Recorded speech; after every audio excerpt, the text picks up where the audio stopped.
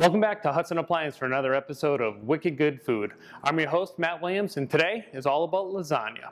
Now, I thought about doing a traditional lasagna and doing a couple takes on it, maybe a vegetable one and a meat lover's one, but lasagna is just one of those forms that you can play around with, and just using that idea of layers of pasta or layers of something and creating a Napoleon almost. We're going to play around and make three different ones. We're going to use this butternut squash in front of me here, make a butternut squash lasagna with some mascarpone cheese and pine nuts and sage. We are going to make portobello mushroom lasagna, and we'll get to how we make that one in a couple minutes. And then we're going to get to one that I actually semi-invented like 2 weeks ago for my wife, and that's going to be my own twist on kind of a Mexican style lasagna. We're going to get started with our butternut one first. First, I'm going to cut our butternut squash. I like to get them already peeled, and I'm just going to slice them about 1/4 inch thick. Just go all the way down.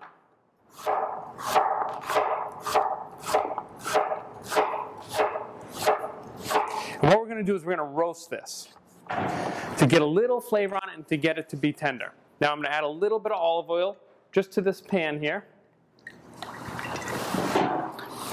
And go ahead and put our squash on. I like the idea of leaving the squash pieces pretty big, and you'll see why when we go to assemble our final lasagna. So I want it just to be in one layer. And then I'm going to go ahead and hit it with a little more oil right over the top. We're relatively liberal with some salt and some fresh ground black pepper.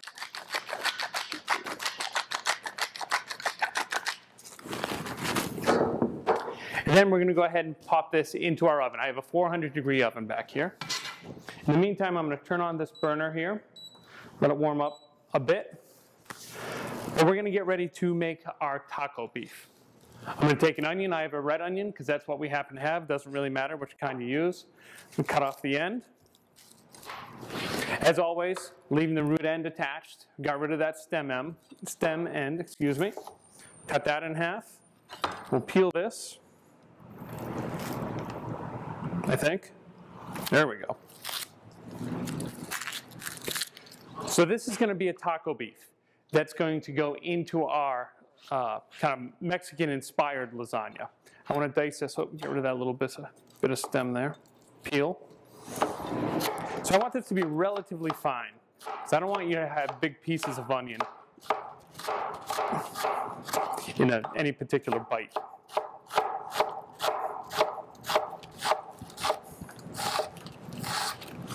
All right, and that looks great. That's probably a little more than we need, but you get the idea. Turn this guy up. And so we're going to start. I have about a pound of beef here, about a pound of ground beef, just 80-20, which is good for most things. We'll put that in there. That could have been a little hotter. You want to hear a real sizzle when you put it in there. Now we're multitasking here, so we've got 2 lasagnas started. Might as well start our third one.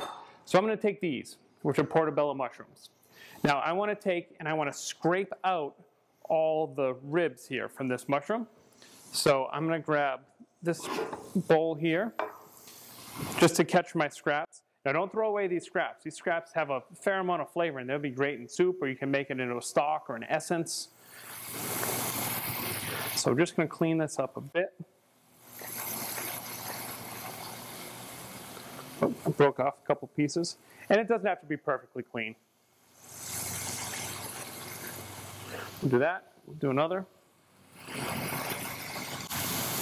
So you see in the supermarket all the time the baby bella mushrooms, which are cremini mushrooms, which are actually a baby portobello.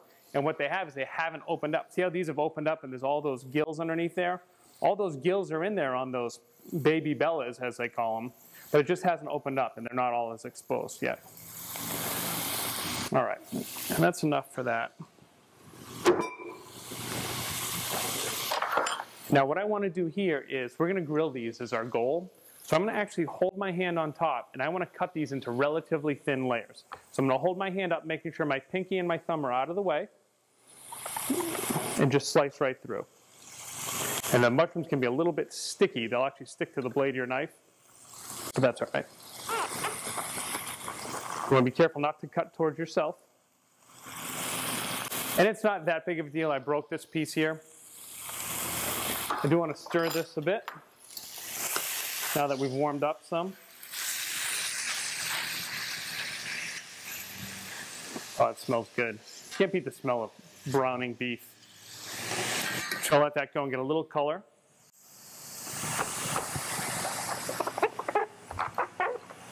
And I'm going to stand this up just to finish cutting it in half.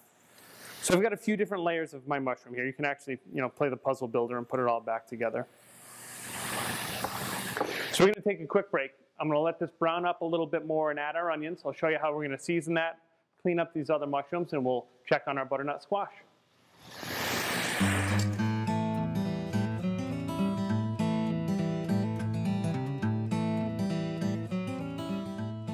Welcome back. So we cleaned up our mess a little bit. I'd like to introduce Emily Schlepper to you. She's one of the students at Blackstone Valley Tech. She does an awesome job. She's here helping us out today. She's going to help me out by grilling these portobello mushrooms. What I'm going to do is take and drizzle a little bit of olive oil on there. Hit them with some salt and some fresh ground black pepper.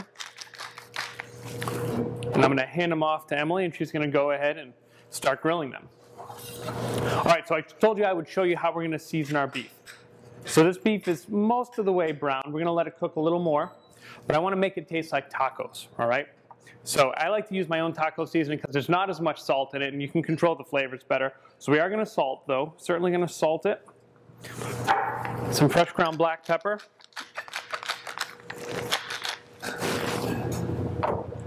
And then we're going to add some cumin. Some garlic powder. Now, this is actually granulated garlic. A little bit of oregano. And some chili powder. This is a good, real basic one. We've made a similar kind of taco seasoning on other episodes of Wicked Good Food in the past. And we just want to get some good flavor on here. Let that keep cooking. Now we're about to start making our butternut squash lasagna. So what I have here is this is a pound of mascarpone cheese. This is an Italian cheese. It's a very creamy cheese. It's a little bit sweet. It's relatively dense. This is going to be the cheese in our butternut lasagna. I also have here 2 eggs that I've cracked, and I'm going to combine these together. So this is going to provide a little more richness, and it's also going to give our finished lasagna a little bit of structure because of the way we're going to make it. I want to add some pepper.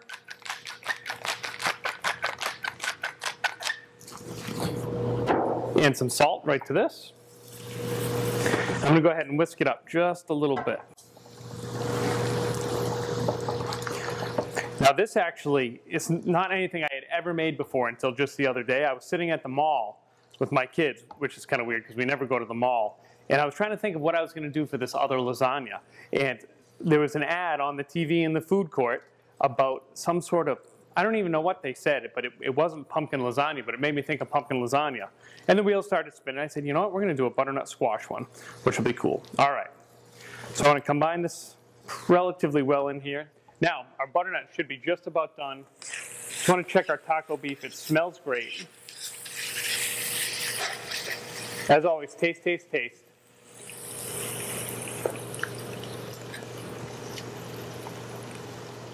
Could use just a little bit more salt. So a little bit of salt. I'm going to shut this off. Just move this off to the side. I'm going to grab our butternut squash.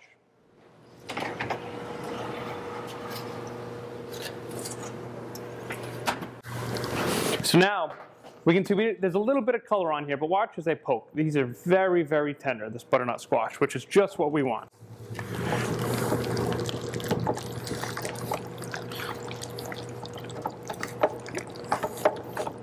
Perfect. So we're going to actually build it in this. This is a terrine mold. Now this is an enameled cast iron one. It's the perfect size for making a lasagna. It's actually almost exactly the size of one of these lasagna noodles, which is going to be cool. We're going to use that to our advantage. I'm going to grab some mozzarella cheese. Actually, before I do that, I want to put parchment paper in, because what we're going to do is we're actually going to bake this like this, but we're going to invert it when we go to serve it. So I'm going to line this with parchment, which is going to make it easier for us to get out. Then I'm going to put mozzarella cheese right down, right on the parchment paper.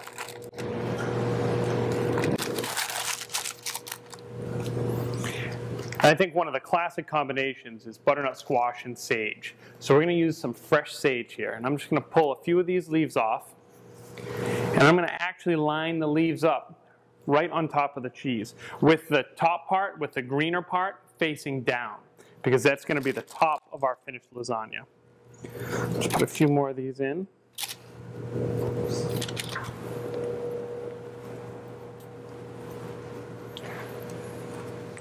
Perfect. Now I'm going to take one piece of lasagna and lay it right in. Just as simple as that. Now you can see here that this has had a chance to mix together pretty well. So I'm going to take and add some of this right on top of our pasta.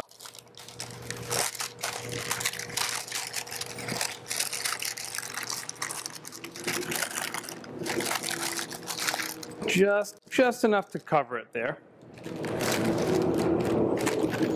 And on top of that, we're going to go ahead and put our, we're going to put our butternut squash, which we should be able to just pop right off. It's still nice and tender. We're going to lay that right on top of our cheese mixture. Now this is still hot, which is okay. We're going to put this in the oven right now. If we weren't going to bake this right now, you'd want to let this cool so that this isn't sitting in the temperature danger zone, which is that spot where bacteria loves to grow. But we're going to get this right in the oven and that won't be an issue. So I'm going to do almost a full layer here.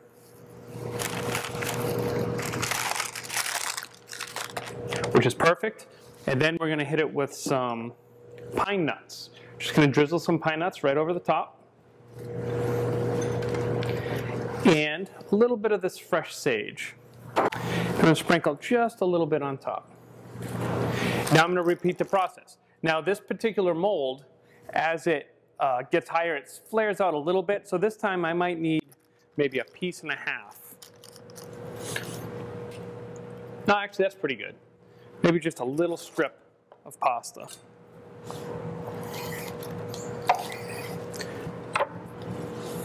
Lay that right in there. Then we go with our cheese mixture again.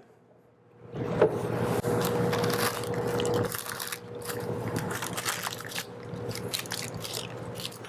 we'll hit it with our squash.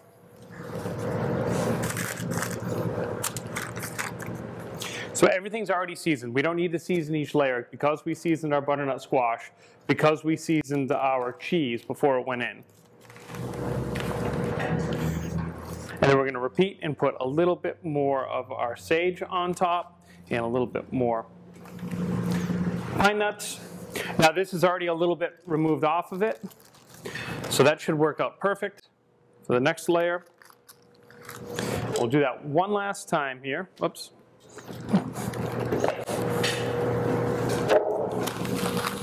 I'm just using my spatula to spread it out. One of the nice things about adding the eggs to the mascarpone is that it actually loosens it up a little bit, making it easier to spread.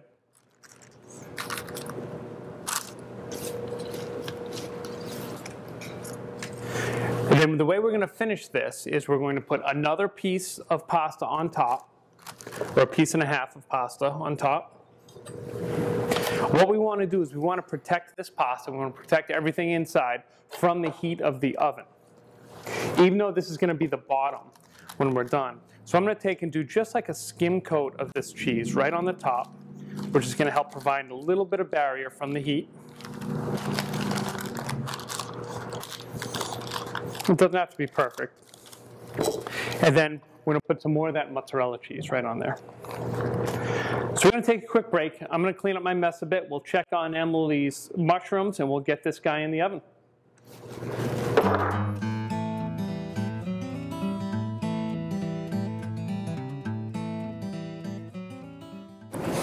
All right, I had a chance to clean up my mess a little bit. Next project we have is we're going to build our lasagna that's made with our tortillas and all these other things.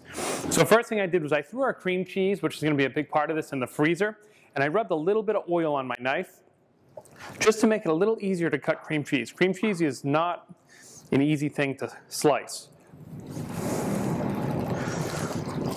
But with a little oil on there and a little firmness from it being not quite completely frozen, but relatively firm, it's going to help out. So we're going to build our lasagna. First thing we're going to do is we're going to take and add some salsa. This is just a restaurant-style, store-bought salsa. Now before we get too far, I have to tell you a story about how this even came to be. One of my wife's and one of my favorite things to eat is to take half a block of cream cheese, throw it in the microwave for 30 seconds or so, and pour some salsa over the top, and just eat it with chips. It's so good. It's incredibly good. It's better than it really should be. So that's one of her favorite things. I'm just going to mix this around a bit until it's fully coated.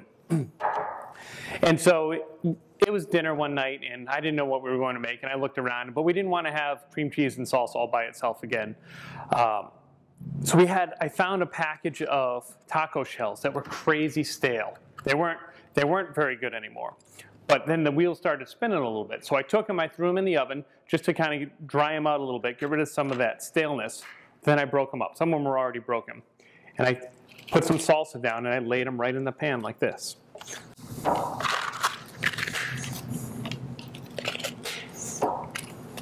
And just break them to make them fit like you would do if you were making a normal lasagna.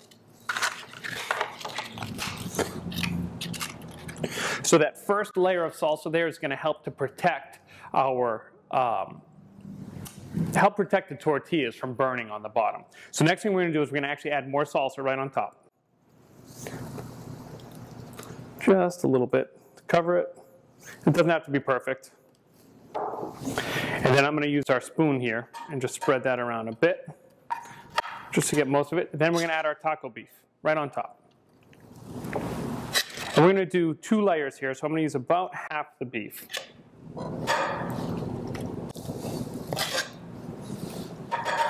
And believe it or not, we're just going to put cream cheese right on top. And it doesn't have to be perfect, so I'm going to break it into some smaller pieces. Just put it right on. And I want to use about half of it. So this is about a pound of beef. It's 1 block of cream cheese that'll work for this size of a lasagna. There you go. There's our first layer. So I'm going to repeat, do the same thing here. So anyways, I made this, and I wasn't sure how my wife was going to take to it, but she loved it. And it came out so good. It's amazingly good. So I figured this is a good thing to share with you all. Because it's a great way. We always have salsa in the house. We always have some sort of tortilla chips. You could use tortilla chips. You could use Doritos in here, some sort of cheese flavored or something like that. Would just add more flavor to this whole process. And so what's going to happen is, some more salsa, these corn tortillas are going to actually absorb some of the salsa and some of the juices from the meat. And they're going to become our noodles. So add more meat.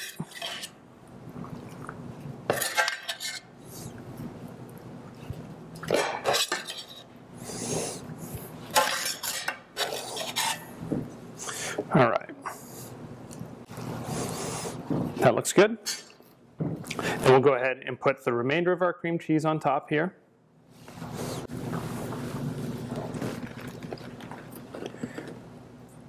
Now you could do this without the taco meat. You could do it with refried beans. You could do this like 7-layer dip, something like that. But this came out awfully well. So now I'm going to go ahead and do 1 more layer of tortillas on top.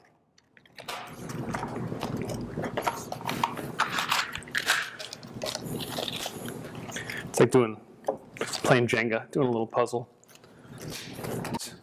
Then I'm going to take and actually compress the whole thing and just push it down a bit so it's a little bit more compact. Once again, I want to protect our noodles. In this case, they are the tortillas from the heat of the oven. So I'm going to put a little more salsa right on top, spread it around. Then I'm going to cover this whole thing with a whole bunch of, maybe not quite that much, a whole bunch of cheddar cheese. Oh yeah, we will use all that. Just like that. So this is ready to go in the oven. I'm going to pop it in the oven. When we come back, we'll build our last lasagna of the night, which is going to be our portobello lasagna.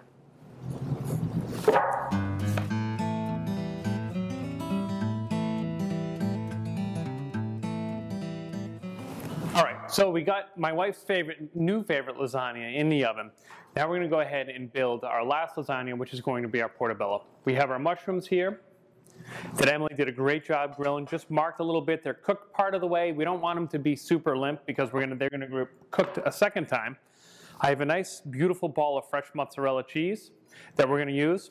I have some tomatoes that we roasted. I just cut these Roma tomatoes up, pulled the seeds out, hit them with a little bit of salt and a little bit of sugar. And that salt pulled out some of the moisture in them, and that sugar just gave a little sweetness. And we're going to add some basil. First thing I'm going to do is I'm going to slice some of this mozzarella.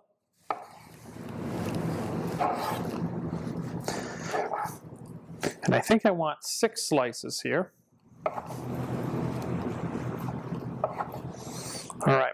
Now this is actually a recipe that I adapted from a place I worked probably it was almost 20 years ago now in Dallas, Texas. I was at a hotel that was right at the airport, and I worked in their fine dining restaurant. And these guys worked me. I worked 70 or 80 hours a week, but it's still the restaurant I learned the most at. But this was an appetizer that we had on the menu, kind of like this. What I'm going to do is I'm going to add a little bit of oil to our pan. And I'm going to take our 2 biggest pieces of mushroom and just put them on there. This will help so that they don't stick. Yeah.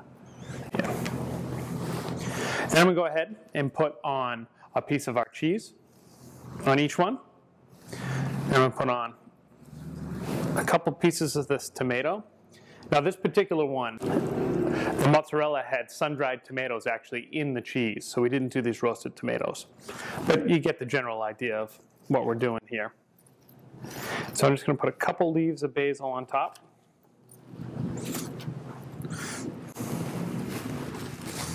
We'll do the same thing over here. This restaurant was pretty cool, and we would actually top this dish with an opal basil pesto. So in that opal basil, it's a purple basil essentially. So we're going to repeat that same process again.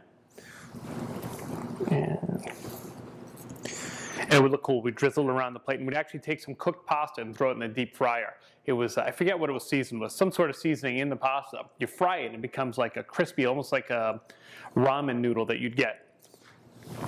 So we'll do the same thing. Put our mozzarella on there. We'll put our tomatoes on. But after we'd fried the pasta, we'd actually stick it on top, and it would stand up and give a bunch of height. That was back in the day when we were trying to get like ridiculous height on top of our food. Fortunately, we scaled back from that a little bit. Then we'll take, I saved the top piece for the top, put that right on top of both of them. And then just to help keep it together, I'm going to skewer it through the middle, like that. I'll do that with both of these. Now, I wouldn't necessarily serve it with this skewer, but this will help as we do this. So once again, we're going to take a quick break. I'm going to pop these in the oven. We'll get all our things out, and we're about ready to get Arthur up here and see what he thinks.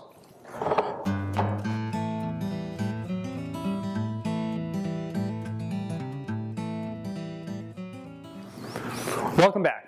So our lasagnas are all done. Here's our butternut squash lasagna here. A couple things about this. Because it's in this enameled cast iron pan, it takes quite a long time for that to heat up, but it holds its heat really well. This ended up baking for a little over 30 minutes. And then we're going to let it rest for a good 15 minutes or so before we pull it out. That'll help everything to cool down a bit, and it'll help it so that it'll hopefully come together. So what we're going to do is I'm actually going to grab, this is plastic wrap. I made one of these yesterday just to make sure it would work. Our other's not quite done yet. But I'm going to just lift up the plastic wrap just to loosen this a bit. And then I'm going to try, so it's rested a bit. So I'm going to take it and hopefully flip it over. I heard it fall out. All right. We'll pull our plastic wrap off gently and check that out. Isn't that beautiful? I'm going to slide that right, put that kind of kitty corner just like that. That is awesome. So you can actually see in there the different layers of the butternut squash, and there's our pasta, there's the cheese. Those sage leaves that we put down first, that cheese has become translucent. We can see right through it. That is awesome. I'm really excited with how that's set up. So I'm going to put this off to the side. I'm going to go ahead and grab our other lasagnas out of the oven. The first one is our mushroom lasagna.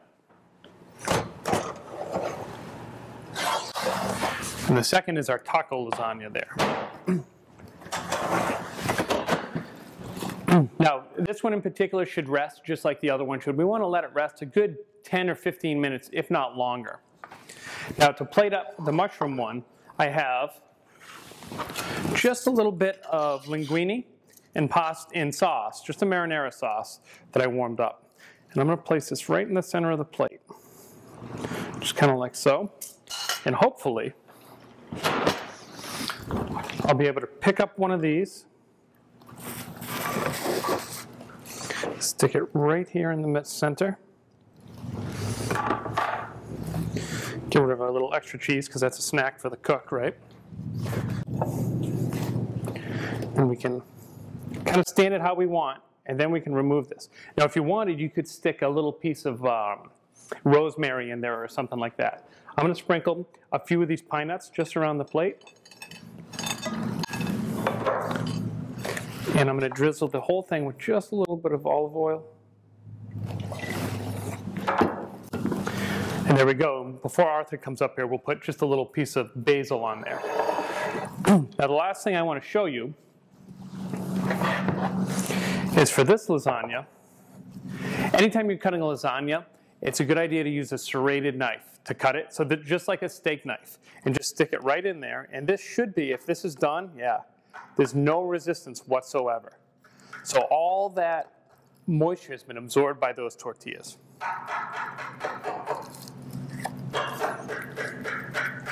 So we're going to go ahead, I'll get this cut up, we'll finish getting these plated up. Arthur just came up here, we'll get him mic'd up, and then we'll see what he thinks of what we made.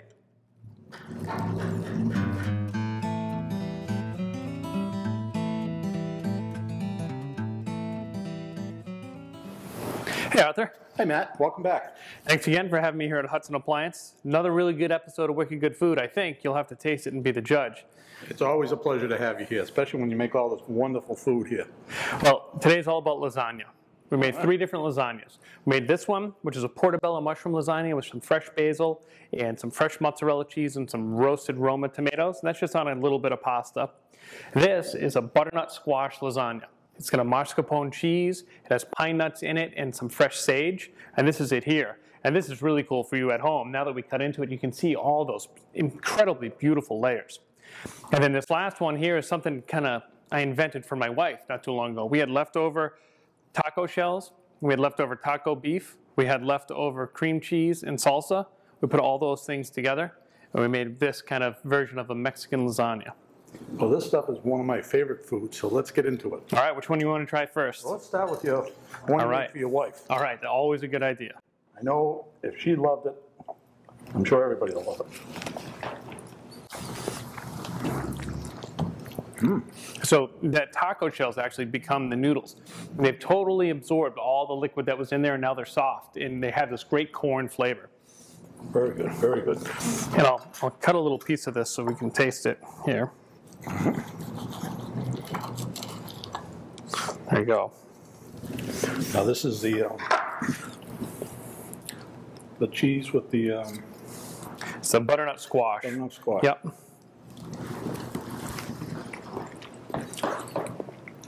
That's tasty. Isn't that good? Completely different than what you'd expect for a lasagna. But yeah, that was real nice. Really good. That's real good.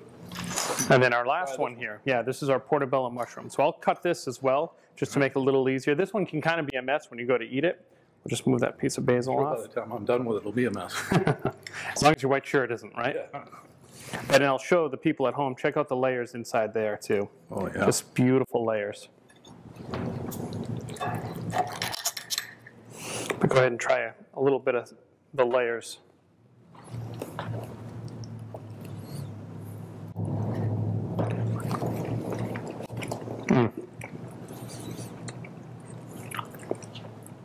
What do you think? Now that's Wicked good.